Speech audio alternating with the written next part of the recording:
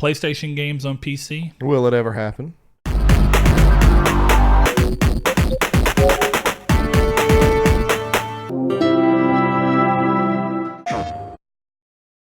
Hello and welcome to Triangle Squared, a PlayStation podcast. I'm your host, Brett Beck, and alongside me, as always, Mr. Saul Bridges, bringing you guys lucky episode 138. 138, where we will answer what the cold opening just asked, though technically it's already been slightly answered, as we'll get into.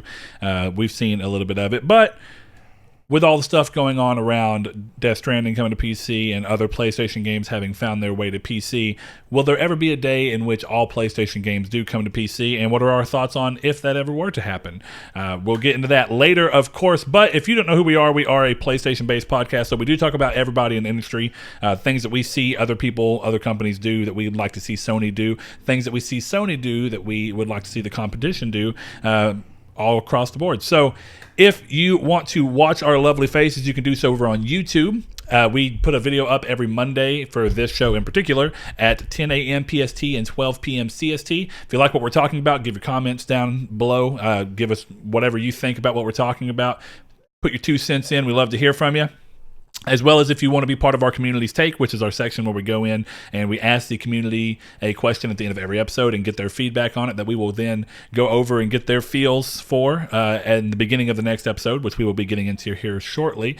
So yeah, if you don't want to have to go and find us on social media, you can do that. If you want to listen to us instead, you can of course go do so on podcast services, be it iTunes, Google Play Music, Podbean, which has a cool app where you can also comment on videos or on podcasts there and give your thoughts and answers for Community's Take over there if you would like to, as well as things like Spotify, of course. And if you want to find us on social media and see what we post and also, of course, take part in that Community's Take thing, you can find us on Twitter at Triangle SQRD, on Facebook in a group called Triangle Squared, a PlayStation podcast, or you can come over to our Discord where we have our moment-to-moment, day-to-day life, probably the most active thing that we are on.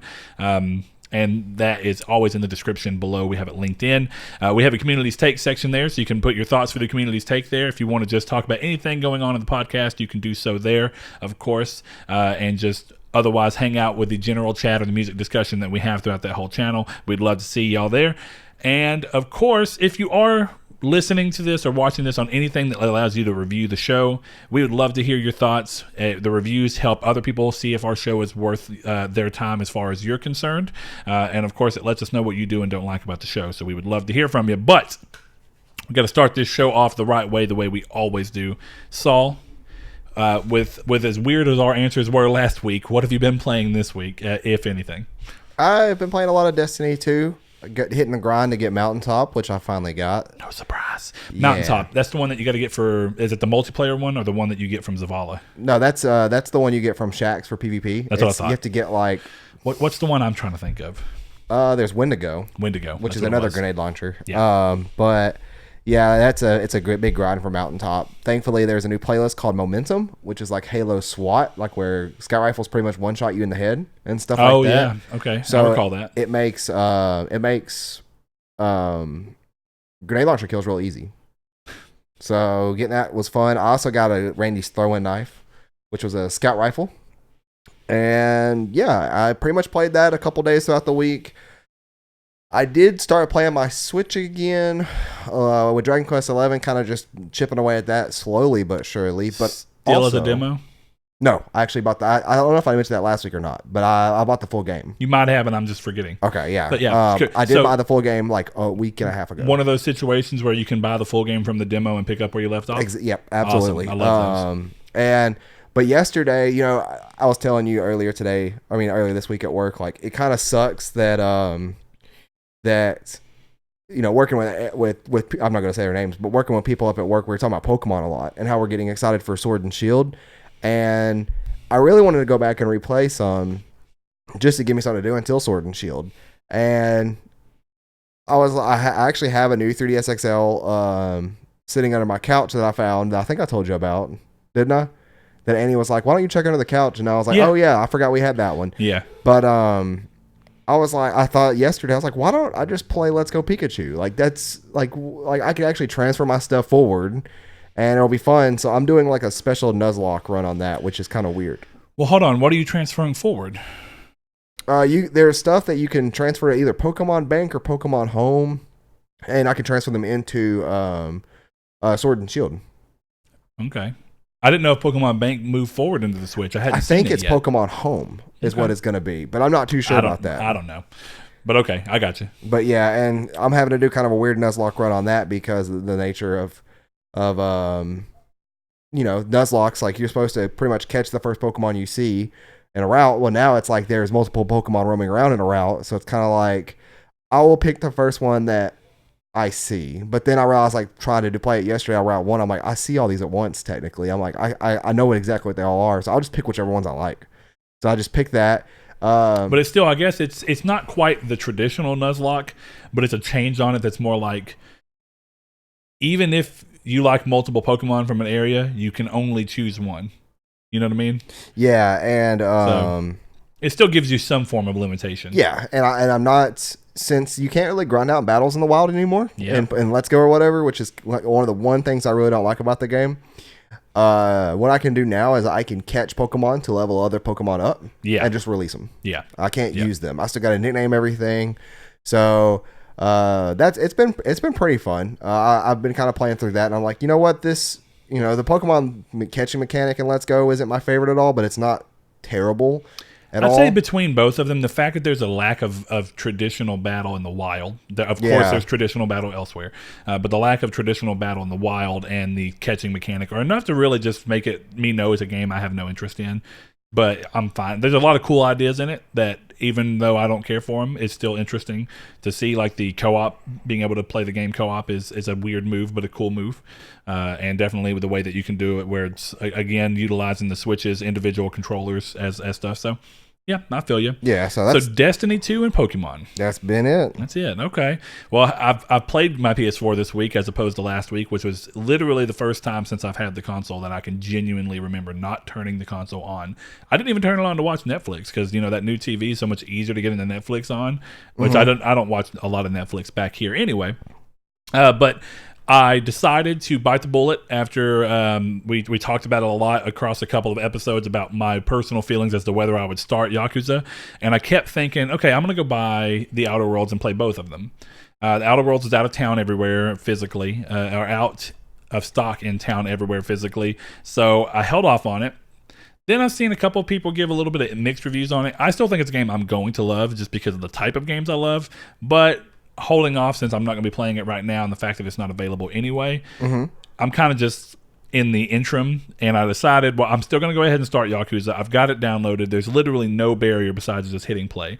So I've been playing Yakuza Kiwami all week. Oh, okay. I've still had a bunch of other stuff going on, so I've not been able to play it just as much as I'd want to, but I'm at the very end of the game as far as the game would tell you.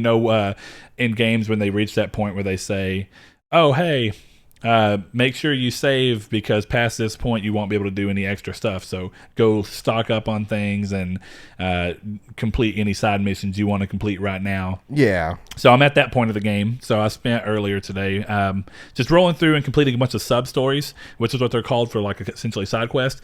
I'm at the point where personally, I'm enjoying the game. I'm sure there's plenty of people who are curious to see where I was going to land on that. We had a bunch of people tell me that I should just go ahead and start playing it and disregard play order and that it wasn't the most important thing. So I appreciate you guys pushing me. I actually really do enjoy the game. I enjoy the world more than anything.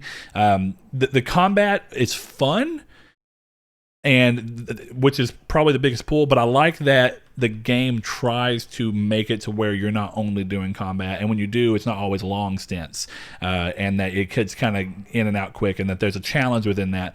But I would say if the game was always just super combat heavy like that, I don't know how I'd feel about it. But I at least really enjoy what they're trying to do with the world, and then having the combat be the one the mechanic that you're trying to tie into to keep the game's action up. Yeah. But it's interesting. So my thoughts on this game, since this is the first one, and I don't know anything else about it. It's a remake of the first one from PS2, and of course Kiwami 2 is the same. But of course, Yakuza 0 came out as a new title throughout all that. So I don't know how they play separately, but with these, at least within this one, I'm really enjoying the world. I like to every now and then I'm having these moments where I feel like these are predictable things, but then again, what was predictable in 2000, or what's predictable now to me may not have been predictable to me in 2005 or even common gamers. There's almost a thing that I think happens the more media that you consume, is that you start to be able to pick up on things that are going to happen. Yeah. And so it kind of ruins your ability to completely be surprised by things. But, and I will say completely be surprised, because while I've guessed a lot of things about the game, I'm not going to go into specifics. In terms of the main story, for sure, I'm not going to go into specifics. But while I've been able to guess some of the things from the main story, I've also been able to guess sub-stories, but they've always still had elements to them that surprised me. So it's like, well, even though I knew the majority of it was going on, there's at least one thread that I didn't expect. Yeah. It's kind of like, oh, okay. It still pulls me forward to be interested in these characters. The one thing that I think plenty of people who've watched the show a long time would probably be curious about is, I've constantly lamented the fact that the games do not have an English sub, or dub rather, and it's not been that bad playing through. I do still have that feeling where sometimes I feel like I'm trying to hyper focus so I don't miss anything on the subtitles, and I will sometimes not fully be able to pay attention to the action happening, probably just because I'm not as used to it. Yeah, but it's still pretty good. I mean, I really enjoyed the story. I'm going to very likely continue to play Yakuza. I will probably platinum this one, though I will see how that goes as I keep going through. I will probably play them intermittently throughout other games, and I really appreciate that I had people kind of push me into playing it. I really enjoyed it. One side quest, it just made me laugh, though, and this is one of those things where I used to never consider Yakuza, at least due to experience. I was never one of those people that's like, oh, this is a real ace in the hole exclusive for Sony. But now that I'm playing it, I think that the production values, especially in Kiwami, are quite good. Given that it's a Sega-made game, I don't have the highest expectations of Sega games, if I'm being dead honest, but I've been surprised. Any character that you see more than once in the game that it actually has any form of importance is going to have an actual really good design that looks really good and is rendered prettily. Passerby people and people that may have a very passing interest in the story will sometimes look a little rough, which is par for the course for games like Grand Theft Auto and whatnot like that. You've seen it forever. But there was one side mission that really surprised me with the amount of detail.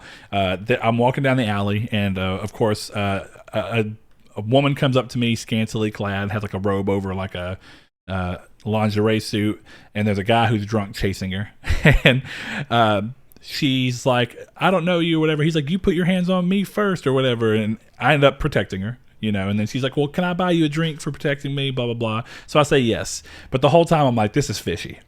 I have this feeling. I'm like, I feel like this drunk is in on a thing where they're just trying to get me to go back to a bar. And she starts up talking me and saying all this weird stuff, like rubbing on my arm, being like, you're so strong and muscular. And then she hands me a drink, right? And I'm already having my feeling. I'm like, she's trying to do something, right?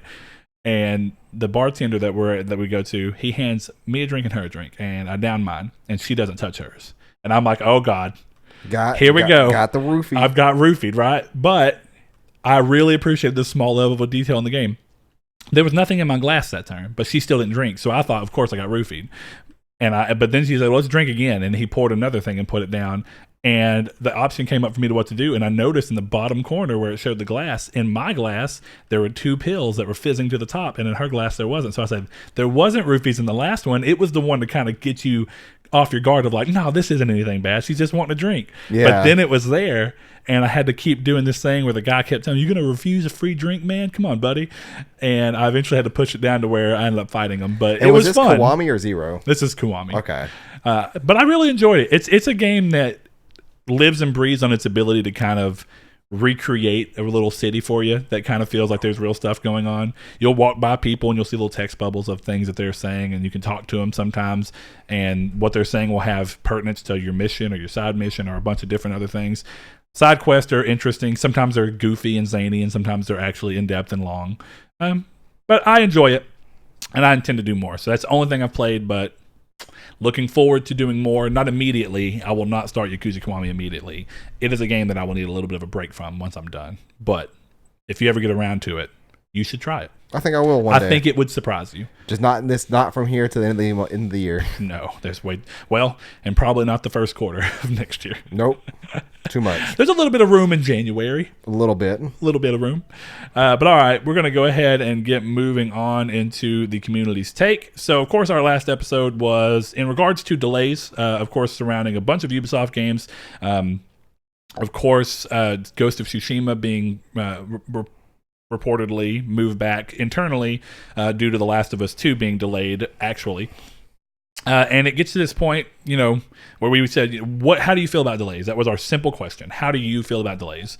And the question, as I actually worded it, was, how do you feel about game delays? Or you want to take it as a hope that it'll make the game better? Do you hate them? Or do they worry you that the game may have issues even by the time it actually launches? And over on Discord, got a couple of responses. We have Mr. Blake coming back into the gaming fold. Thank you for interacting. Speaking of which, I lied. I did play Sea of Thieves this week. I'll say you played Sea of Thieves. I just don't remember that when you said break. So there you go. Bam, bam. Only one night, but it was fun. We were getting griefed a lot, but it's still fun. You should. Brett just doesn't want everybody to know. Buy it. No, you should play it with us. Oh, I thought you said you should buy it and play it. I may have said buy it, but I was intending to say because of Game Pass. I still have it downloaded on my PC. Yeah, but anyway, play it on PC even. I don't care. Just play it with us.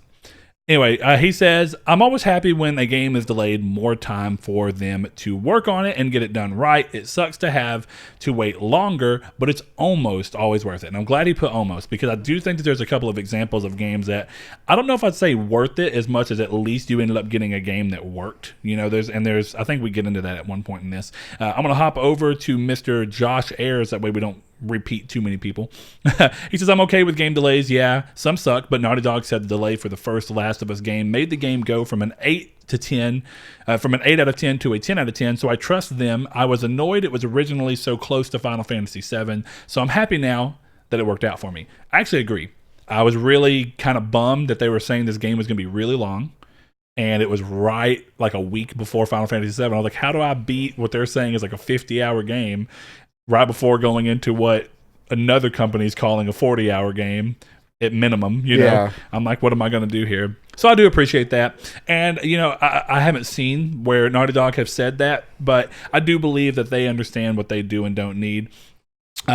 So I can understand that. One of the most interesting ones, I'd say, though, it comes from us over on Twitter. It's our good buddy, Ryan. He says, I have no problem with delays personally. I have too much to play as it is. But as far as the industry goes, I think that they are staged. I think the first date/promotion is used to gauge interest. And if there is none, then the pub does not allow for any extra development time. And that's actually not a bad theory. It's really not a bad theory. And he went into it a little bit more because, I went a little bit back and forth with him on there. But he says, like y'all were saying, it was promotion through the roof, hinting at a state of play trailer, which he thinks was a mistake, but makes sense if the intent was to get as many people as possible to watch so Naughty Dog could be look, Sony, you'll make your money back. And I think that that's actually a pretty good one. He says to show a date they knew they weren't going to be able to hit, unless it's a reaction to the lack of multiplayer feedback. I don't see how announcing the date wasn't a temperature gauge to see if more dev time was affordable. I thought Red Dead Redemption 2 did this also.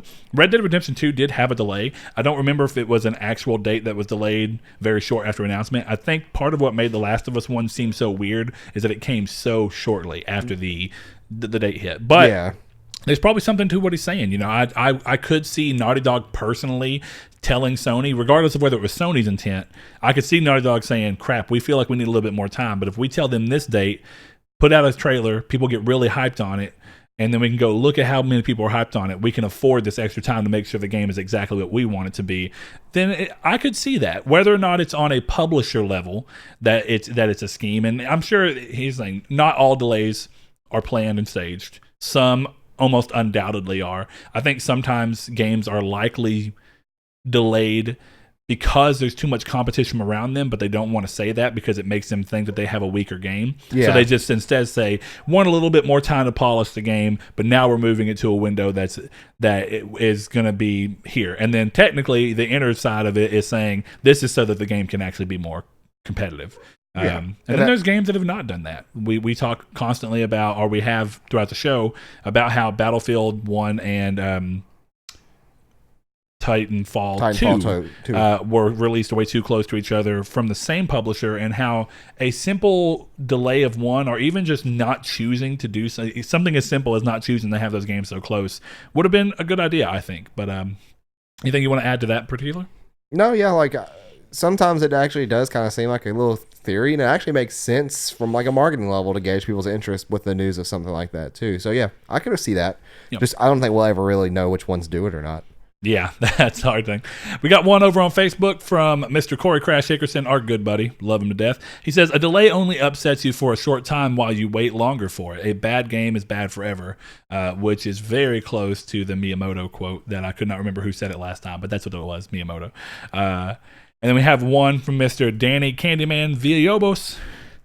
I think I've said it right again. Anyway, always down for delays as long as the major problems they were facing get resolved and the extra time acquired. In the God of War documentary, we see the stress and mess that was going on in Santa Monica when they had to give Sony a date. Initial release was, I believe, for February. Another recent example was Indivisible from Lab Zero, made by a small studio where the game had 3D backgrounds and hand-drawn character animations. They had to delay the game by a year, which I was totally fine with, because I trust the studio to put in quality time and effort to make sure that the game is ready. And I think that this all comes down to say that delays, I think across the board, everybody has their own feel of, it's almost a game-by-game basis of how you feel about the delay. I think that some games, and we had one of our longtime listeners, I had to go find where he put it, Mr. Mark Schutz, he says, and this will be the last one we're going to do, but he says, with a 50-plus game backlog, it's not like I can't find something to play when a game is delayed, and if a delay is needed to get a game up to scratch, I'm fine with that. But if it releases late and still sucks, you have to wonder what they were doing with all that extra time. And he does say, take Crackdown 3, for example. Much as he enjoyed the game, wasn't expecting a genre-defining game, just a good, fun shooter, which is what he got, there was part of me thinking, after all these years of work, this is the best you could do. And I think that that's the one game that I constantly think of here. And, you know, the thing about Crackdown 3, I think a lot of people crapped on it. And the reason I will say rightfully so is that when you have a game that was announced at the beginning of the generation and you don't release it until I don't think it was announced year, at the beginning of the generation, was it? I think it was announced last generation. No, well, maybe. I mean, technically it was... let's see, because I really remember it being announced so early, and it was originally going to launch in 2016. So here we are. Originally set to be released in 2016.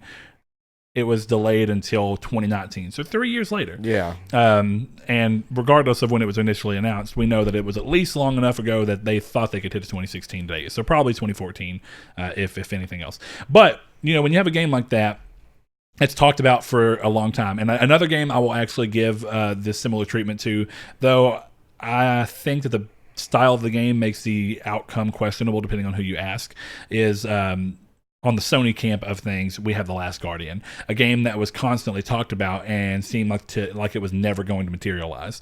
And I personally kept thinking that about Crackdown 3. Every time they talk about it and show a little bit more of it, it was getting a little bit better treatment than The Last Guardian because they were at least trying to show it. Right. But it constantly had this sense of, oh, this developer left. That's going to delay it again, whether we're told it is or not. Yeah. It's totally delaying it. Okay, because there's 3 developers working on this. One's dropping out. Why are there 3 developers working on it to begin with? You know, and that probably happens more often than not, but when you see that optic-wise, this looks interesting. Mm-hmm. But a game like that, you know, what I said is, it's a game that, exactly as he said, when you play it, it's not that it was a bad game, but it was essentially a game where the delays were only intended to get a game that was going to be at least good enough that the fans of the other games would be happy with it to a point where it could ship. It was never to make a more ambitious game. It was never like, you know what, we're going to delay this game by a year because we actually think we can make a much more interesting game and a better game. Instead, it was, we already have the shell of what we want the game to be. We just have to be able, and this is still, we can't know for sure, but it really looks like from the final product, it was this, we have a game that will at least be good enough for most fans of the ongoing series to at least be happy with the game. And that was the goal that they set for themselves, and they inevitably hit. Yeah. It just does feel like his exact quote was, after all these years of work, this is the best they could do. And I feel like all delays sit somewhere on that spectrum of how necessary they are, how much of a problem the game is to where you have to feel like you're constantly trying to get it up to a point where you can actually ship it. There's a lot of things. You know, I had the same fear. We were talking about the Blood and or the Skull and Bones Ubisoft pirate game that got delayed until 2022 or whatever it was, 2021. And that was announced 2 years ago. And now we're that much further away from it. Probably announced longer ago than that. It's just, it's interesting. Yeah, and kind of similar to what we got with Final Fantasy 15 in the end too, with some people like me hating the game and some people like you enjoying it. Yeah, and even though it wasn't like the level of enjoyment you would typically get out of a Final Fantasy. Yeah. And it's the same way. I think that every game is a battle of how unnecessary a delay is going to be. But thank you guys. Appreciate y'all chiming in like you always do. Now we're going to announce the winner of our costume party. Yes, we are. So our costume contest that we announced last episode, of course, as was the last episode of our really chill stage. I like the setup, light being you know off. what I mean? I know, but let's just keep that all year round. The problem with that is if you have no light up here to offset that, we're going to look really dark. No, I think we'll look fine. We got those 2 lights, but 2 stage lights. We're back to the light, Saul. Here's the thing: we have to bake in the light all year long, so that when we get to spooky season, we can have that respite. You know, my eyes. But anyway, we said that we would give a $20 PSN card if y'all would send in y'all's costumes, and we would judge them. The first time that we've done an actual judge competition. Oh yeah, that one doesn't work. Oh, but the color's wrong. So okay, well, nope, well, the remote works. Hold on. Well, let's see. I'll go ahead and announce the winner. So we did ask you guys to send us pictures of y'all in costume and get them all out there for us so we could determine the winner. And accidentally, I think is who won, because it was not. We didn't say you can only submit one thing, so technically they submitted 2. Yes, and they won for it. So, but here's the thing: his first one, his statement was, "This is the one I want to do, but I'm not going to subject you to that horror. So here's my other one instead." Yeah, and then we made him subject us to the horror, and it's Matthew Green. You are the winner, and it's your Rocky Horror picture. You know what? We're gonna go. I'm gonna find this picture. I will. It shouldn't be too hard. All you gotta do is go to our Twitter and then go to our profile, and I will share that out loud. I'll share that across our Twitter. I don't know. Pull it into Facebook as well. Maybe we should get. Yeah, go for it. He put it on our Twitter. He put it on Twitter. It's out there for everyone to see. Why don't you just retweet that and saying this is the winner? I still need it on Facebook. Oh, okay. So we will pull that across. Matt, the problem with what you've chose to do. Matt, did you ever realize that Brett would be saving that picture to his hard drive on his computer? Just don't ask any questions about that. It's so great. So Matt, enjoy your gift card. We will be reblogging or retweeting, whatever. Reblogging. God, this is Tumblr. Yeah. Yucky. But that way you guys can know on the show who won, if that's why you're watching. I think I got about maybe 5 to 6 submissions. No, across everything. We got about 12. Well, I don't have Facebook. Oh, yeah. Yeah, okay. I can't count all of them. But, so yeah, congratulations, Matt. All right. Well, here we go. Thanks, guys. It was fun. It made me genuinely laugh. So, And also, everybody who didn't, do more for Halloween. Don't be Saul over here not dressing up. Also, we got a picture of a dog, and it was really hard for me to not automatically try and give it to the dog. Yeah, but the dog Mr. My Name is Dan. The dog can't play PlayStation. The dog can't play PlayStation. That is true. So, there we go. Brett, why don't you head us into the news of the week? I will surely. I'm going to do what I said I was going to do earlier. Not surprised. All right. So, despite their recent controversy, which we will not be getting into here, Blizzard's annual BlizzCon hit, of course, this year and brings with it new announcements. At least on the console side of things, the things that will affect us the most will be Diablo 4, of course, being announced with a trailer and gameplay showing off 3 of the 5 classes, which is Barbarian, Sorceress, and Druid, and some info on the game, such as it being a shared open world with 5 contiguous regions. No offline mode for the game. It will support couch co-op, though, of course. And being developed for PC, PS4, and Xbox One for the time being, though a next-gen version is almost undoubtedly going to happen. One of the things that the team made sure to say is that the game is, quote, not coming anytime soon. So I could definitely see this being a cross-gen game that either releases after the next-gen the next-gen consoles hit, or right before, and then re-releases for them potentially, like we saw with Diablo 3 being a PS3 game that, of course, at least in terms of consoles, PS3 game that got moved over, of course, to PS4 as well. So if you like Diablo 3, which I think Kiki is one of our patrons just is now getting into, there you go. You got something new to be excited about finally. Not surprising that they would bring this in considering the situation they were in, but you know what? Cool to see regardless.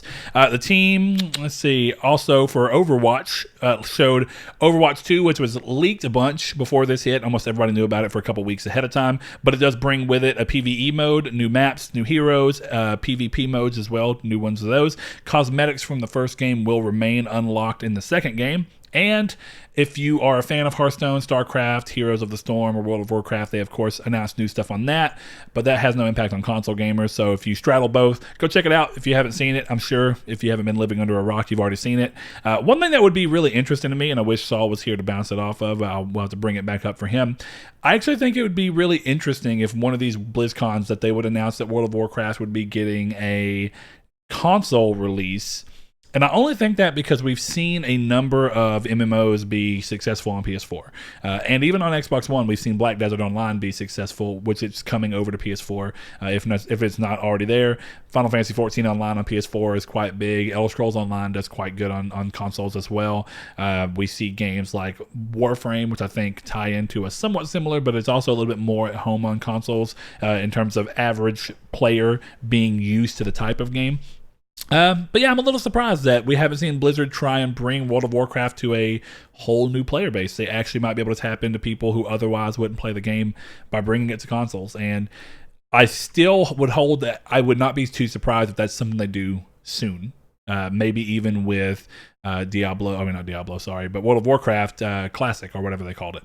So anyway, next up, unlike Ubisoft's Hard Times publisher, Sega seems to be seeing solid performance for its games as it prepares to release some bigger titles in the way of Yakuza 7, of course, coming up, Persona 5 Royal, which hits very soon in Japan, if I'm not mistaken, Project Sakura Wars, and more, of course. If you are a fan of Nintendo consoles, you'll see that they are doing the Mario and Sonic the Olympic Games 2020. So you can check that out if you're into that as well. Good to see them bouncing back. I think that they had a pretty weird year the year before, so seeing them bounce around on existing IP that's done pretty well for them is of course a good thing. And like I said, now that I'm into Yakuza, I still don't know how I feel about Yakuza 7 being turn-based, but my interest in a Sega franchise that's not Sonic is getting up there, so good to see.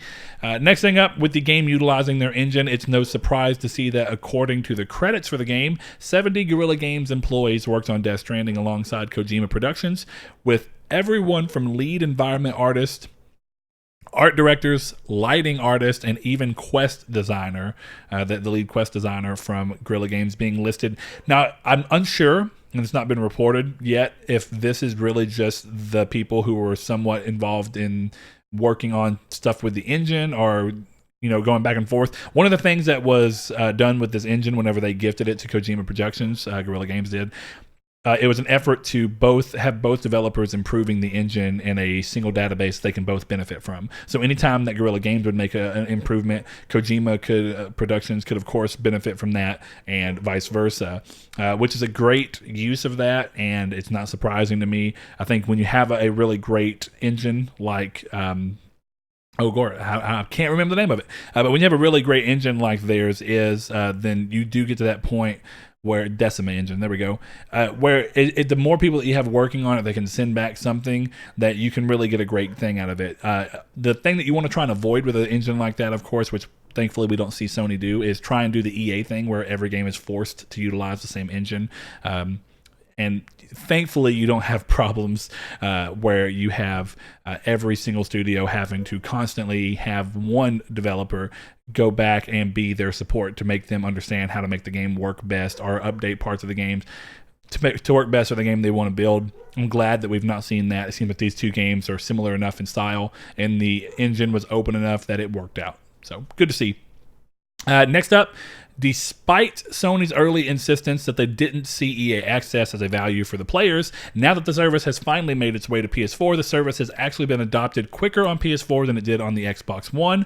Though, to be fair to it, the vault of games available in the service's vault is much more robust than it was when the service launched on Xbox One. So, not surprising to see. There's also a bigger player base, but it's still good to see that in this one instance, Sony's very BS answer as to why they didn't want to do it has been proven wrong, and there are plenty of people on the console that see it as a value and are doing, paying for it. So good to see, and congrats EA for their service. EA doesn't get a lot of ups, so I want to give them one. There we go. Next up, PS Plus games for November are Neo and Outlast 2. You can download them starting November 5th, which is the day that the day after this goes live. Utilizing PS Plus to generate more interest in Neo 2 is a great idea, as far as I'm concerned. Neo 2 was just recently revealed that it was going to be launching on March 13th of next year. So this is a thing we've seen PS Plus do plenty of times, but we're seeing it a lot more often now.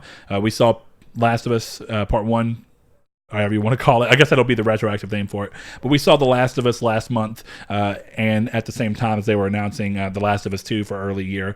It's a great marketing move. I think it's a good way to get people in who may have not played the first one. You're that far into it now. You stand to gain more by letting them have your game for a contracted, discounted price, or in Sony's cost point with The Last of Us free, essentially.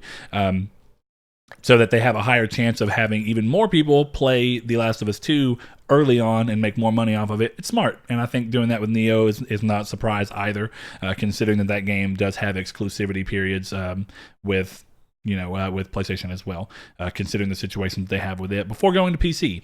So other people can play it. So it's a great move. Good to see.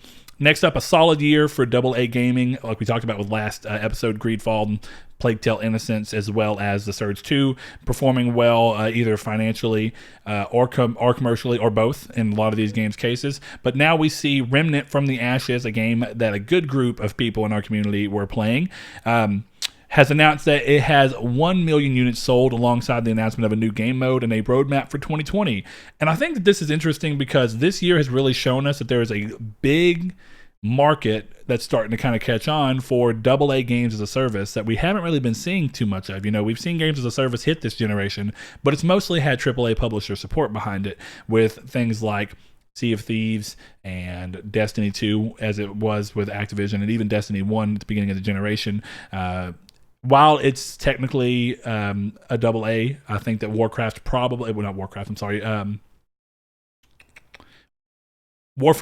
has probably got the most thing in there to where it's technically a game of AA quality that's continued to improve constantly. That shows that there is really a market for this, and that's even in the free-to-play market.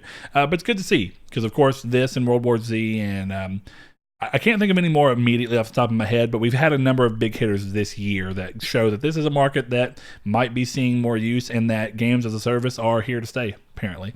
People really like to do it. Also, good on Remnant for being one of the first people to really push out at least on consoles that I can see and remember. And if you know of another one, let me know. But kind of take the Dark Souls-ish formula and build a games as a service around that. It's a great use and great idea. I think a lot of people like that style. If you can give them reasons to constantly come back, you're doing a good thing.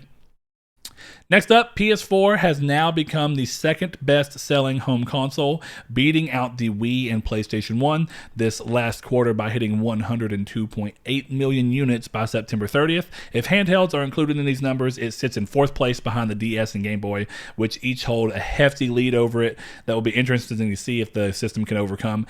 With it being at 102.8 million, I think that the Game Boy is at like around 118.5 million. And the DS is 154.5 million or something. It's very, very close to the PS2's 155 or 100, whatever it is. 154 is what the DS is at, and the PS4 is at 155 million. PS2, rather. It'd be interesting to see if it can hit any of those. We're a year out from the next-gen consoles coming and hitting, and I think you're at this weird point where it's probably going to start slowing down. Things like Black Friday, of course, can help it, and depending on how Sony wants to try and pull this idea of backwards compatibility and stuff in, you might have more of a reason for someone to buy into a PS4 knowing that the games they start to buy on it right now will eventually work when they decide to dip into the PS5 later than some. You have those patient gamers that hit. So that's definitely something that you could see them do, and it might help them eventually hit close to that number. But if I'm being honest, in my opinion, I can't see much of I can't see the PS4 actually hitting PS2 numbers. So it's where we are. It's fine. I mean, they're doing a great thing. And of course, Sony took a big turnaround from what they were getting last generation, deep into it with that. We're seeing them do really good this generation, so good for them. Whether that translates into success of this same style or same stature next gen is yet to be seen. I agree. Thanks, Saul. Talking about how the PlayStation 4 became second best-selling home console. Oh, yeah, I did see that. And, what I was getting at, and I'm actually, since you're here, I'm a little curious as to what you think about it.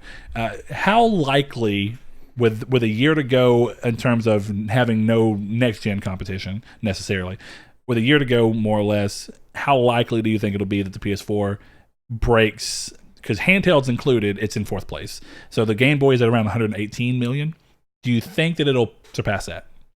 Oh, because the next notch up is the DS, which is 154 if the leaks for the Black Friday sales are true, it has a chance. There's one place that's already revealed their Black Friday thing, and it's God of War, though the ad shows God of War 3. Yeah. They don't know if it's a mistake or not. It shows God of War, Horizon, and one more game. I can't remember if it's Spider-Man or not, but it's 3 of the PlayStation exclusive greatest hits games and a slim PlayStation from $199 again. But instead of one pack-in game, you get 3.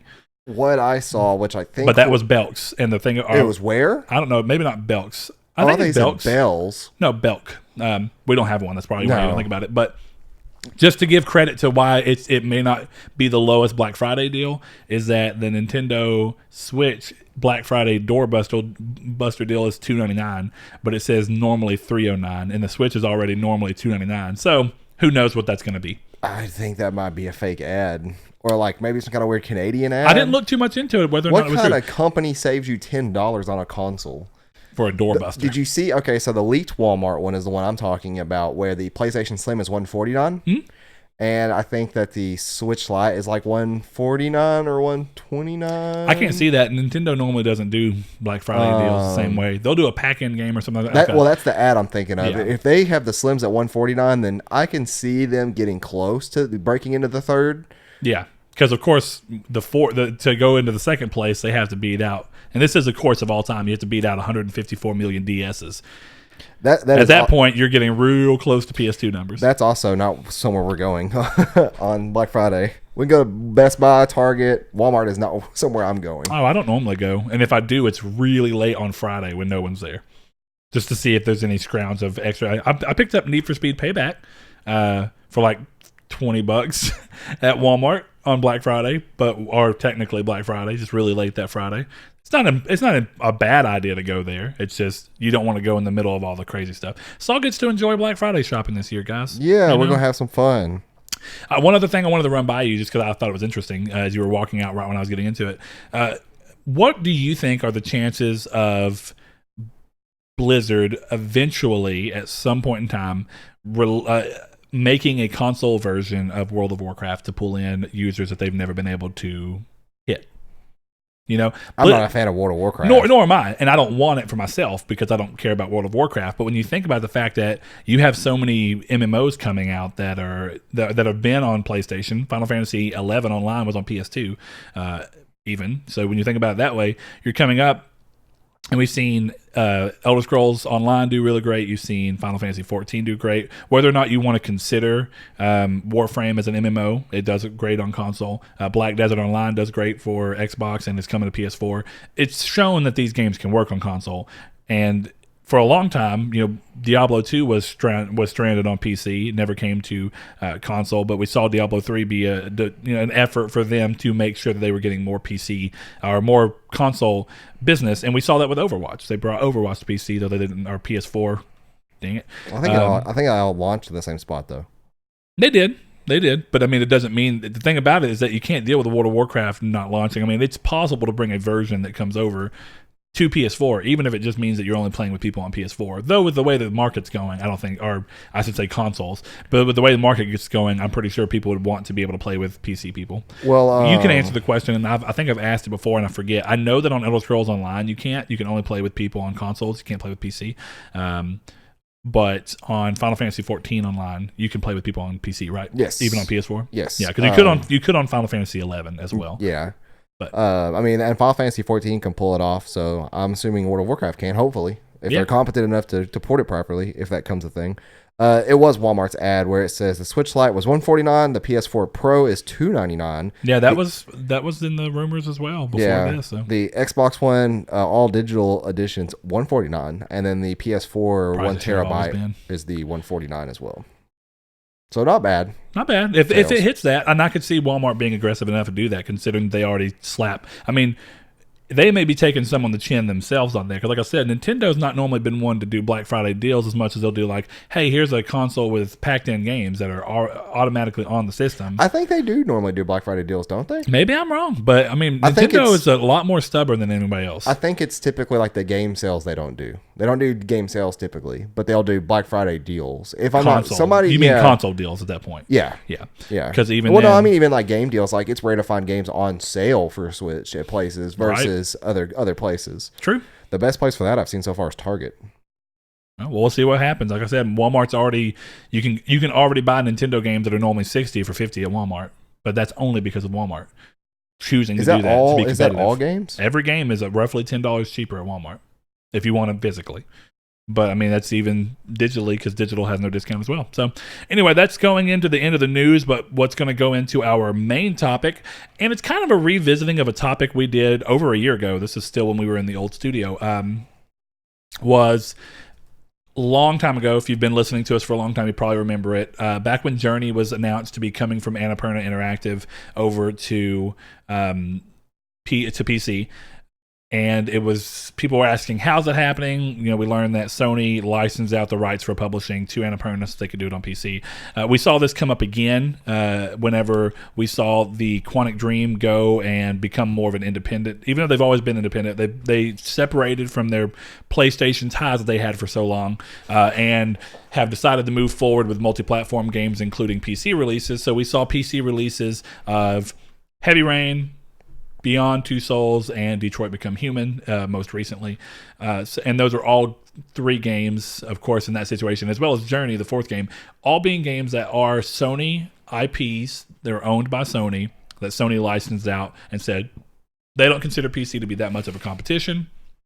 It's extra money for them as far as, we don't know this exactly. It's not that they've come out and said it, but their actions speak loud enough to me to say, as far as they're concerned, these games that have been sitting on their consoles long enough can go out somewhere else, be a source of income for them on a platform that they don't consider to be direct competition, at least this generation. Yeah. And it begs the question with what's coming up as to, do we see more of that? So God of War director Cory Barlog recently mentioned on Twitter in response to a fan that he'd love to see God of War on PC, but, quote, "It is sadly a decision far above my pay grade, as is proven on a daily basis. I am no Kojima," end quote. And this is, of course, referencing the recent announcement that Death Stranding is unsurprisingly releasing for PC. That's something that's been a rumor and essentially thought was going to happen since the game was announced. But the surprising part of that is, in case you hadn't seen, is it's coming sooner than I would have expected. Yeah. It's coming early summer 2020. So a roughly 6-month period of console exclusivity. I would have imagined Sony would have given it at least a year, but Red Dead Redemption isn't even on PC yet. But it's been announced too as well. Yeah. So, it's an interesting thing to see that go down. But on the other side of things that's also interesting is Dreams, the studio behind that is, of course, Media Molecule. They also mentioned desires to eventually bring the title to PC and have Dreams be a 20-year project if everything goes the way they want it to, that they continue to improve and expand and make better and put it on more premium platforms. Now, that was in response to a question saying, would the game ever go to PC or would they like it to? And they said the answer to it is yes, but Dreams has to find a big audience on console first, really. On PS4 first, essentially. Yeah. So, whether that's necessarily saying 100% PC or just saying that PS5 being much more of a console that will eventually see Dreams on PS5 with much extended capability, it's hard to say. Of course, the thing about this in every one of these situations is that Sony owns these IPs, and it is ultimately up to Sony as to what they want to do. So regardless of what the studios themselves want to do, unless Sony just wants to go about making their studios happier, they have no reason, as far as, just that's not the only reason they have to go and do these. This would be more of a, how much do we want to be able to recoup on this? Death Stranding being a game that they funded with a studio that they don't own, it's kind of like, well, the chances, as far as I'm reading the situation, it makes sense to let it go to PC. You know, this is a studio that's reaping benefits from them. They're paying for the game entirely, even though they're not keeping the studio, and we don't know if the next game from the studio, if Sony will benefit from that at all. You know, at all. We don't know. But what happens is at least in this situation, as a one-off idea, saying, hey, we own the IP and we're paying for the game. So that means that whatever it sells on PS4 is whatever it sells on PS4. But once we move it to PC, we just make that much more money so that we're getting as much of a benefit from this partnership as we can before we see if his next game stays exclusive with us or becomes a multi-platform release. Yeah. And I think that that's smart. I think seeing that in the other games, we see that, again, Quantic Dream, suddenly, now that they're going to go multi-platform, Sony saw it as, there's no reason for us to keep these games on our platform exclusive because we're no longer benefiting from the fact that the next game will be exclusive to us. So put it on PC. Make money. Yeah, and interestingly enough, too, when thinking about this, I've gone as dark as possible on Death Stranding. I haven't even really watched the newest trailer that came out. I've only glanced at a couple reviews. I didn't either because apparently the trailer is like 30 minutes, 20 minutes. The final release trailer. Did you see that? I haven't actually watched it. Are you sure? I'm going to look and see. But I was thinking that like this may be a single franchise game, but then I realized it's Kojima. Kojima's never done a single franchise game. I'm wondering if he's going to break that with this, or if we're actually going to get maybe a sequel out of this or a trilogy. And I was thinking when we were talking about it's only 7 minutes. So I don't know why my mind went that crazy. Sorry for yelling at the screen, but it's 7:55, so 8 minutes. There is a gameplay version of that that's like 30 or 40 minutes long. Who knows? Or anyway, a gameplay trailer. It's probably what I'm doing. Just mixing them up. Yeah, but back like last June, it wasn't uncommon to see a game series have a weird oddball exclusive for one system, or not exclusive, but to go onto another system.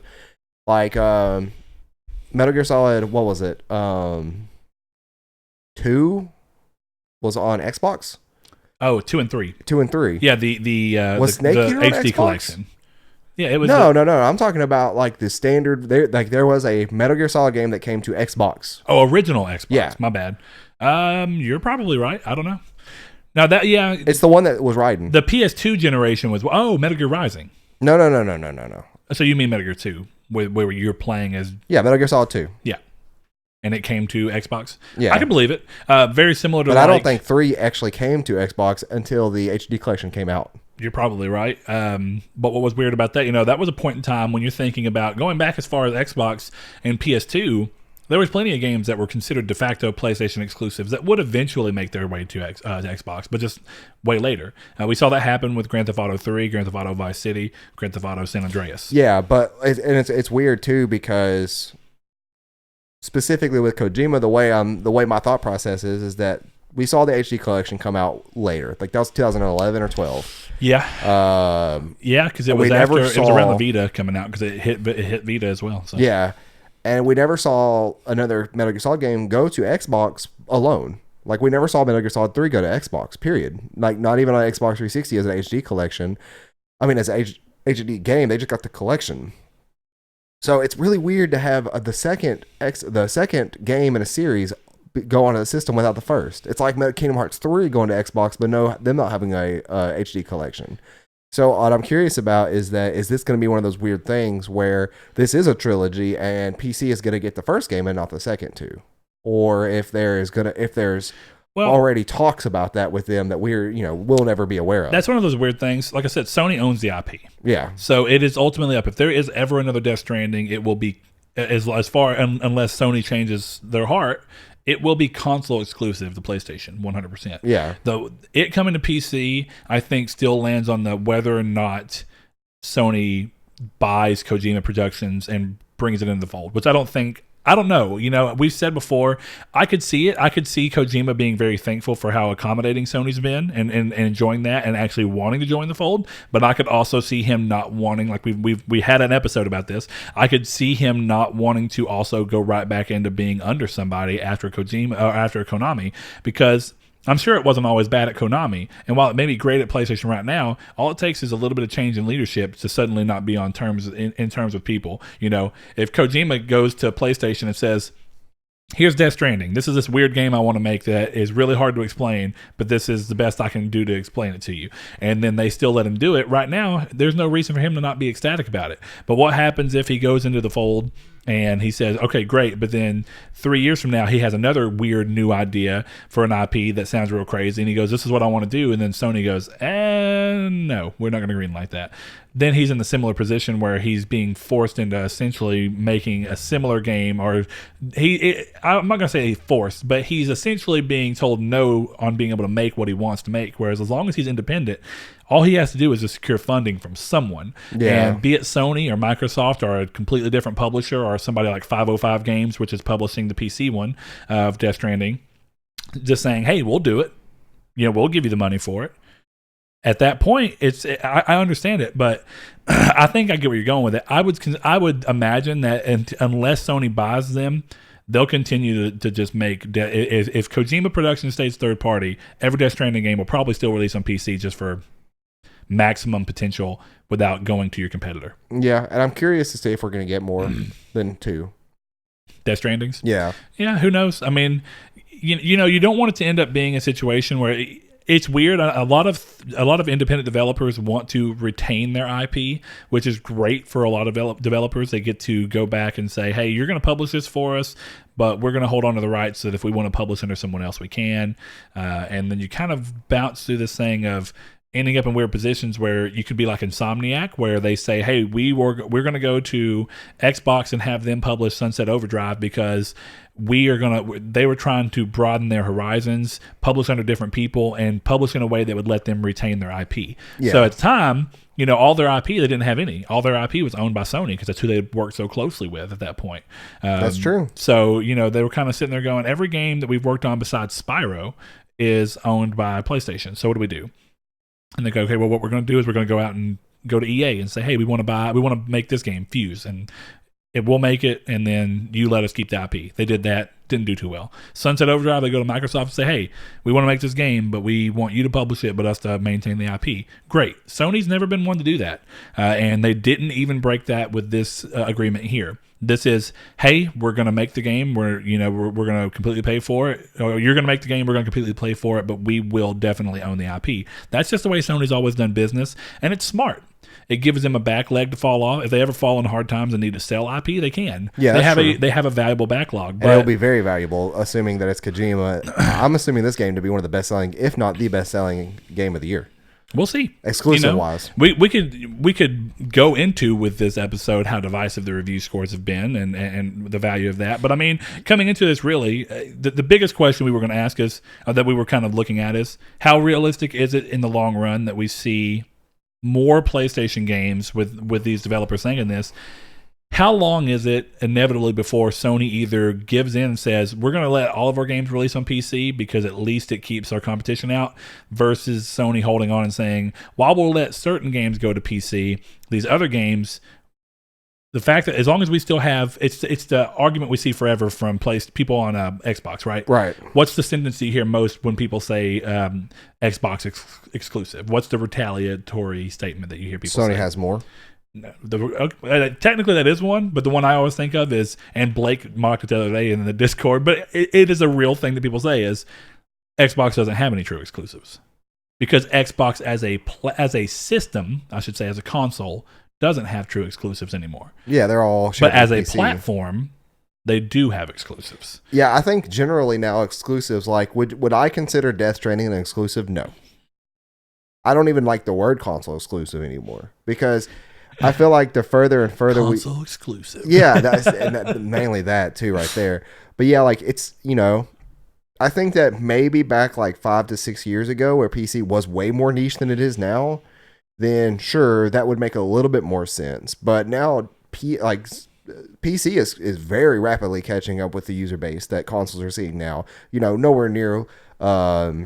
What you should say is, of course, the user base is huge. I guess what you really mean is it's the thing that you're going to have to be able to do to measure PC's success against consoles is unit sales for video games, not for pretty much systems. You just have to look and say, well, if the game's available on all three, is the PC version on average selling similar to or more than the console versions. And that's what you're going to have to look at and see, like, well, how much of a market is there for PC? Because PC's got a lot of different things. Stolen, cracked keys, pirated games, which technically consoles have too. It just requires you to crack your console, and it doesn't require you to do much on PC at all. You just download the game, play it. Yeah, and there's a lot of misinfo on that too, or on general like PC things. Like people always say like, "Oh, I can't play that game on PC. There's too many cheaters." I've played so many online PC games and never have once seen a cheater. Like it's just one of those things too. Like you can't blame the console for that either. That's on the people who develop the game, who have anti-cheat software they make for it. Yeah. And typically nowadays, unless you're playing like a game like CS:GO or something like that, where like literally culture in China is to go to a bar. What they have are LAN bars or LAN spots where they could just go rent a booth and play the game. They don't believe in not cheating. One of the things is that they want to do whatever they can to win. And if you ask anybody ever in the CS:GO community who is like the biggest form of cheaters, it's people are gonna say the Chinese. Like they care none at all to put on. Like it's very common there for them to do it. It's not seen. You mean that? Yeah. So you mean like societally speaking over there, it's not totally frowned fine. upon. Yeah. And so like games like CS:GO and stuff like that. Like I'm almost curious as to if they don't put in these anti-cheat measures like Rainbow Six did. Rainbow Six finally added some like 2 years ago, and there was a video of the second they added it, and it just had like names scrolling down who was banned, and for like 5 minutes total. Of just names just scrolling through, and because when you were playing, it would pop up and say so and so was banned due to cheat nature or something like that. But it just kept on going when they finally activated it. And I'm wondering if CS:GO doesn't do stuff like that because it's money. People, those gaming cafes, they pay for the keys to the game. There's so many there, millions upon millions of people play this game, and they want to cheat at it. I think that if they just got caught cheating, they just make a new account. And it's like Overwatch. People in China in Overwatch cheat always. Like if you see a cheater at Overwatch, from what I've seen, because I got really into those. Like you watch somebody cheat videos and watch them get instantly banned or lose, even though they're cheating. Is that a thing on Reddit, on YouTube and Reddit? I guess. Yeah, it's like a compilation of like cheaters just getting destroyed in the game despite their using wall hacks or whatever. And oftentimes, like you'll see Chinese names, and it's that's what they do there. It's different culture than ours, but it's not as bad as what people think it is. And I think now that those numbers are rising, it makes more sense for games to go to all three platforms in a weird way. And I think this is the weird way we're seeing, because multi-platforms existed for PC always. That's never not been a thing, and now it's like we have Games Pass and Xbox into the mix, and that's where a lot of PC players are playing those.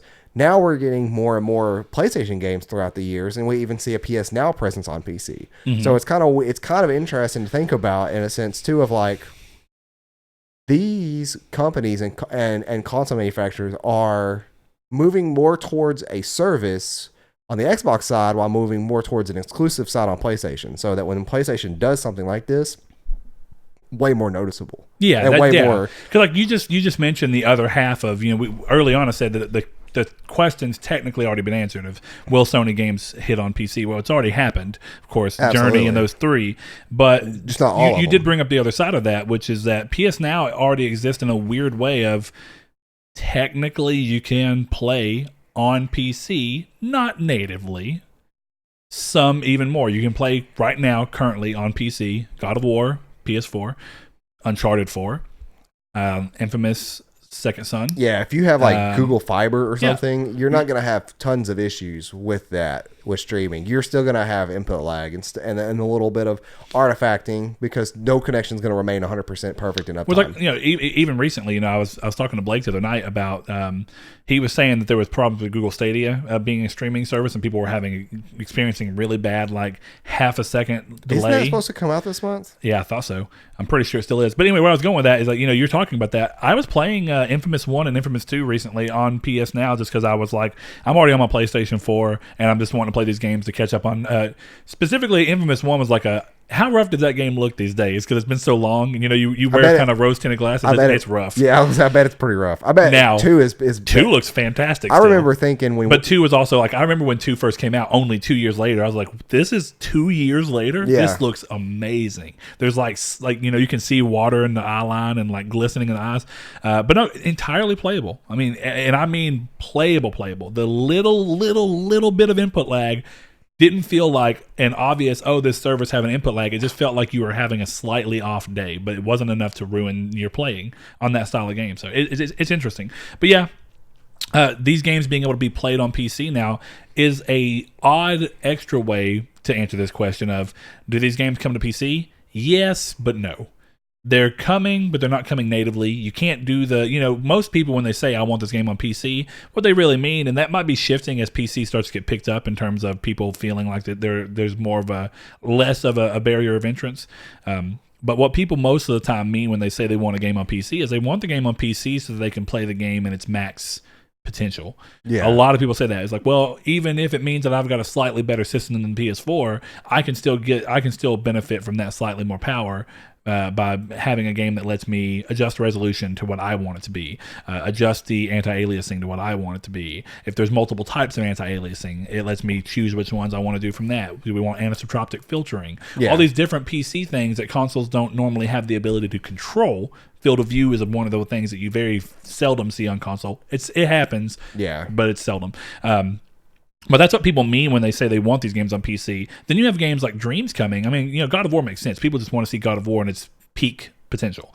But then you have a game like Dreams where it's, and I mean graphically in that one. Then you have a game like Dreams, which is, we want to see this game and its peak potential, not hampered by what can people make on a controller and a console, and even sometimes, keyboard and mouse, which you can do in those games. But also, like, what can you do if you suddenly have a system where you can put your own mods in? And even, if a user base, you're making a game, and technically Dreams solves some of these problems on its own. Dreams says someone else can make rain clouds and completely tell you what they are, and then you can go and download them and put them in your game if you don't understand how to make rain work, but you understand a lot of other stuff. So Dreams tries to catch on to that to some degree, but when you put it on PC, it just opens up that much more. Dreams is already opening console gaming up in a very different way. Dude, I don't think people understand that, like, the things that you could do on PC Dreams that you can't do on PS4, it's minimal, but the things that are there, well, imagine if it happened.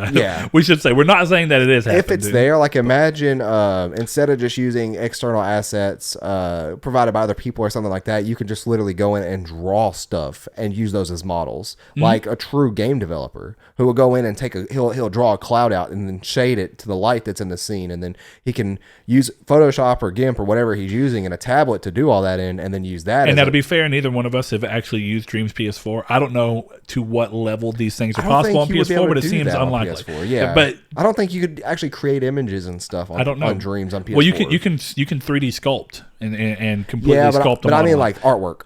I don't know. Like I said, I don't know. But regardless, I don't want to lose the forest for the trees completely. The Dreams question can go down a huge rabbit hole of what the possibilities were. I don't know how compelling of a conversation that'd be, because it's probably going to be a lot of weird bouncing around of technical terms.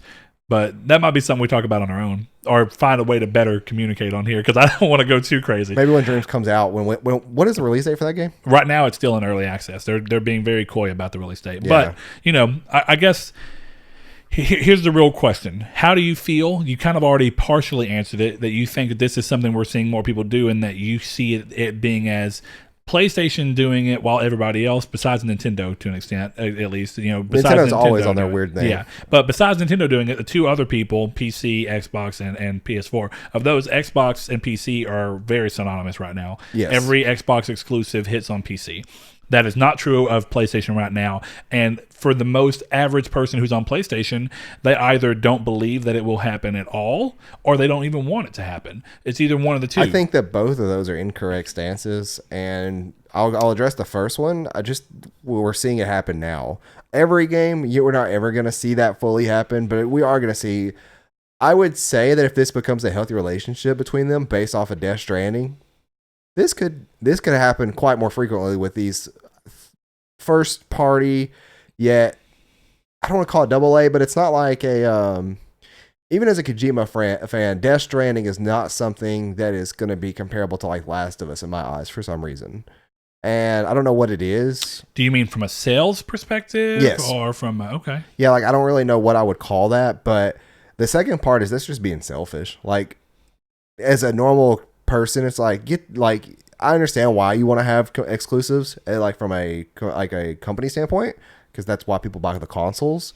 But to get like, there is literally people on Twitter, I'm sure you saw them, of joking around talking about they'll never support Hideo again because of this decision. Oh no! And there's been like copy pasta going around of like, I'm gonna throw my PS4 off my balcony and stuff like that, because like there's literally people who got upset that this game is no longer a true exclusive. It's like, stop being selfish. It is weird that people didn't expect that, but yeah, if I want to see if I can find it real quick. On your two things real quick. There's one thing that I do think is a little different. So the one thing that I think, is a little different, of why we may not see it happen for a long while, is that despite the fact that these PlayStation games have been coming to PC, Sony are not into it enough that they are willing to publish them themselves on PC, though they would make more money very likely. And I think that's so. I think it goes to show where Sony is kind of showing that they only want to do it on certain games where they consider there to be no more monetization possible for them on consoles, or no more benefit, which, as I was saying earlier in the episode. But the other side of that is that the idea of selfishness. And I understand where you're going with it, is the idea of like, oh, just because it's on your platform doesn't mean you should be stuck there. I think the reason that kind of happens, and I think I somewhat exist in this pocket, is why I say that, is part of the reason I love PlayStation and the fact that they are not afraid to be true exclusives, is that they are somewhat the curators of the games that come on their consoles. And more often than not, I find that I like almost every PlayStation exclusive that comes from its studios more than I do any other multi-platform game. Well, much more than I do any other publisher at all. Yeah. I don't feel like, I do not care for a large swath of EA's games. I do not care for a large swath of Ubisoft's games. I do not care for a large swath of Xbox, Microsoft's published games. I don't care for plenty of Square games. And this is also in our preferences as well. Yeah, and of course, everybody exists differently. But what I mean by that is there's a lot of people that like what Sony, and I'm not going to say chooses. Sony, from what we're seeing and what Microsoft seems like they're trying to do as well, is to create an ecosystem where you have developers who, because of the fact that the setup you have going, where you have like Microsoft has a pool of money behind them because of, or Xbox I should say, has a pool of money behind them because of Microsoft. PlayStation has a pool of money behind them because Sony views PlayStation as their most profitable thing that brought them back up. So what happens is that there's no motivation on either side. Microsoft says, we want to be remembered in the same way that PlayStation's exclusives are to some extent. And we know that because Phil Spencer's constantly said, we understand that we need to do better in exclusives. Yeah. Now he does mean across a platform, not across a service, but he still understands that people are going to say, game published by Microsoft, it needs to be this level. It needs to be this level of quality. Yeah. It needs to be that where every one of them is being remembered because of some kind of crazy thing, for whatever it is. Be it like something that's touching like The Last Guardian does, and I'm not saying that Xbox doesn't have these at all. I'm just saying that it's clear to them that there's a lot more. There's a lacking of them. There's a lot more slips than PlayStation has had, definitely this generation, and they acknowledge it, and that's fine. And that still comes down to preference. You could hate every Sony game that comes out, but where I stand on that, and why I say I don't know about the way I feel about calling it selfish too much, is because for me, when I think about it, PlayStation is the one publisher right now, because of the fact that there's a synergistic reason for them to worry about the quality of their games, and also the motivation to let studios do what they want to do so that the quality has a higher chance.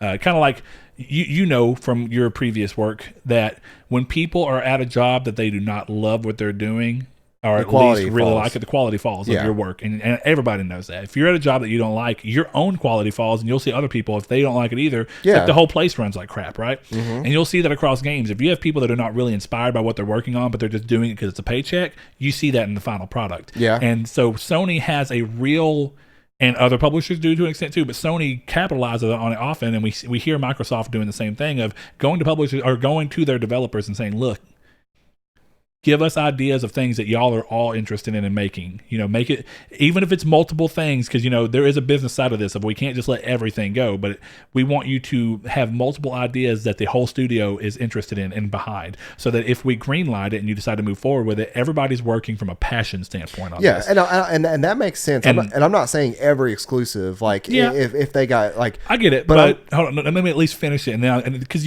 I might be I don't know, but I might be getting to what you're talking about in a weird way anyway, but. When you have this situation of this loop going, for me, Sony being more coy about letting their stuff go off platform means that they're going to be more protective of the quality of their stuff, which means I'm going to more likely than not continue to have this relationship where Sony published means something to me. Yeah, but I think that could go away the more that you start to let that go out, because now you're dealing with a very different user base. You're dealing with you're trying to please different people. Right now, Sony's curated something that's housed within their console market that's based around the games that they are. A lot of people buy PlayStation primarily for the fact of, well, why did you choose this one over the other? Well, since the multi-platforms are on everything, it becomes the first step. Now that cross-platform's here, cross-platform play, that kind of goes away. The first step for a long time was, well, more of my friends play on this system. Mm-hmm. Then the immediate next step up was, okay, if that's not it, what is it? Well, the exclusives. Yeah. That's the extra benefit. And my thing, though, is that one of the big things, too, is that, and what I mean by, like, I don't think you're selfish if you don't want, like, them to go, but you're a selfish kind of person if you get upset at it. Fair. Yes. I think that's totally fair. But and it's one or I should say upset to the point where you're actively trying to ruin other people's enjoyment. I mean, I think because I think being upset just internally and going, man, there's a chance that this is going to. But even then, to me, that's like, but why does that suck? Like, because it's not that it sucks as much as it's the internal fear that something that you love is going to dissipate in a way that you don't enjoy. And that's what it is. And I don't think we've ever seen that happen though. I don't know. That's a weird one. But I'll still say to the point of, you get to that point where I still think I don't think it's selfish unless you start projecting it on other people, which is essentially what you just said. Yeah, the moment that you let your interpersonal feelings go out and ruin someone else's enjoyment of the fact that they now also get to participate in this, like you said with Death Stranding being a huge example. That's too much. That's when you cross the line between you're being selfish in a way that is detrimental to other people. Yeah, and it's also like to expound just a little bit further before we end it, is just saying that, I understand that people are going to say like, oh, well, that kind of sucks that it's moving on. But for me, it's just like, oh, that's kind of cool. More people get to play those games. I don't own stock in PlayStation. Like, I've never once seen this generation suffer, a game in this generation suffer because it was multi-platform. Like, when you really think about it, if you can't name a one single game that the reason that it suffered was solely because it was multi-platform? And that's a good question, because I don't know how that. I don't even know how you'd quantify it. You could say that them having to develop across all three systems versus the budget they had versus the manpower they had caused the game to suffer in the overall product. You could that's what I'm saying. It's hard to quantify it, because you could say that let's take The Witcher 3. A game that launched that everybody loved, but even then, the game did have at launch some bugs, some problems, some frame rate issues, some screen tearing, stuff that they had to come back in and fix with performance patches. The chances of that happening so much at the beginning of the game, if it was always just meant to be on one system, it means that it would have been more optimized for one system. Doesn't mean it's impossible. We see a game that it was exclusive this generation, Days Gone, Days Gone come out and still be a mess, despite being optimized for one. And I don't mean, that's what I'm saying. It's hard to quantify it. Well, I don't mean a mess. I just mean something that is completely even useless. Days Gone wasn't a mess. I should say, at least by the time that it hit launch. Yeah, I think the version that reviewers got, I would consider it to be a mess. But yeah, even then, like it being a mess. So like, let's say that is let's use that as an example, even though that's not directly what I'm talking about. I'm talking about something that's a little more unplayable than that. Which sure. By true definition, I guess, of unplayable, because for me, true debt. Yeah, true debt. It's just the way you said it. But because for me, technically, Days Gone. Watch dickish at best, by the way. I'm not paying $60 for a game that plays like that at launch. It's unplayable for me, but it's not unplayable at all. Yeah, it's just my preferences. Yeah. But games like let's say Death Stranding 2 launched on PC and PS4 at the exact same time, but it had bugs like Death Stranding did at launch. Those bugs for Days Gone, you mean? Yeah, Days Gone. Making sure. Those bugs for, like, you could say, like, oh, well, this might not have happened if it was only a console game. but those bugs didn't hold anybody back from loving Days Gone. So in reality, it's not ever that big of a problem. Yeah. It's just that's where I see more people just being a fanboy and not being able to say that this game's an exclusive is where the toxicity comes from what I'm saying. Yes, yeah. So that's the way that both of ours kind of come together. Because the thing about Days Gone is there's ever a chance that a game like Days Gone would have never been made if it wasn't for Sony trying to do something that was different, because they were like, well, we need to have a different style. We need to have a swath of exclusive, different games. We need to, if the team says they want to make this, I don't know. Kojima's kind of freaky. I think he would have made something like that regardless of what Sony needed. Who knows? Death Stranding may not be the best Kojima example. is an outlier in that, and the fact that his name means so much. Like, what I mean by that is the fact that Cory Barlog said, I am no Kojima. Yeah, and I actually mean that, even going back to the scale, the reason I chose Days Gone specifically is because, remember, before it launched, I kept saying a lot of people don't even know who Ben Studio is. The name means nothing. Bugsby 3D. So if the name doesn't mean anything on the same level as it does for even Naughty Dog or even Sucker Punch or even Insomniac or of course Kojima. But what you get to in that situation, that's kind of what I was saying. If the team at Bend, the exact team and the exact situation was there, but Sony was no longer worried about exclusives and trying to have games that had a chance of ending up being really special for whatever reason, which Days Gone did end up being, then the motivation to even ever make that game and give them the delays and the budget and all the stuff that they had would have been a lot lesser if Sony didn't have the inner motivation of, let them do it because we have to see this through, because it's at least a chance that it'll end up being a big hit that can only be played on our system. And it's essentially of, sometimes I love exclusives across all sides, because it breeds a certain type of competition of, we have to, we want to make it to where this game feels like it couldn't be playable anywhere else. It's like you play it here or and it you're feels like, wrong everywhere else. Like, or whatever. It's like the mindset with me in Final Fantasy. Or it feels like it would have never happened if it wasn't for this. That's what I should say. I played Final Fantasy 13 on the Xbox 360. That felt weird because it was a Final Fantasy game. There was another game that I brought up not too long ago as well. Metal Gear Solid, because of the non-pressure sensitive buttons. It was Metal Gear Solid. What was it? Was it Devil May Cry 4? 2 that I said was weird playing on Xbox. I think. Yeah. It's just there are these weird mindsets, and it's Felipe's question about controller too. Yeah. It's just and that one's not exclusive, but I still get your point. Because it goes into a different controller makes you feel not at home, let alone the system. That goes into what we talk about all the time with the idea of de facto exclusives. Games that are not actually exclusive, but you identify them so much with one console because of the faux exclusivity they had. Yeah. I get that. What is our community take question going to be? I think a community take question is going to be, how do you feel about exclusives, and more importantly, how do you feel about the idea of true exclusives versus Sony actually going out and doing what Microsoft's doing and having the idea of exclusives that are to a platform? So do you want exclusives to stay behind one machine, or would you prefer to see them move out and still be exclusives but to a platform? And what effect do you I'll find a better way to type it up, but what effect do you think that has on the final product of the game? Yeah, I like that. So guys, keep a lookout for the community's take, so you guys can be featured in the next episode, where we pick a couple of them, and let us know what you thought about the topic and the video and everything. And I'm not gonna lie, I didn't think that this was actually going to be this good of a discussion, but I actually ended up really enjoying it. So whose idea was this? Yours? No, was it? I don't even know at this point. It was a mixture of our two. Yeah, because I brought reviews for Death Stranding, how divisive they were. Yeah. Which we didn't touch on at all, but it's fine. But they weren't that pertinent to the system. But if you guys liked the episode, like it. If you dislike it, dislike it. And leave your opinions in the comments on YouTube below. Share it with somebody if you like it. There we go. Hey, you like PlayStation? You like podcasts? Bam, bam. If you know someone who wants to see two guys laid back liking games, then tell them, hey, go check out Triangle Squared. They're not a kitty shape channel for YouTube. Okay. Thanks, guys. We'll see you next time. Thank you.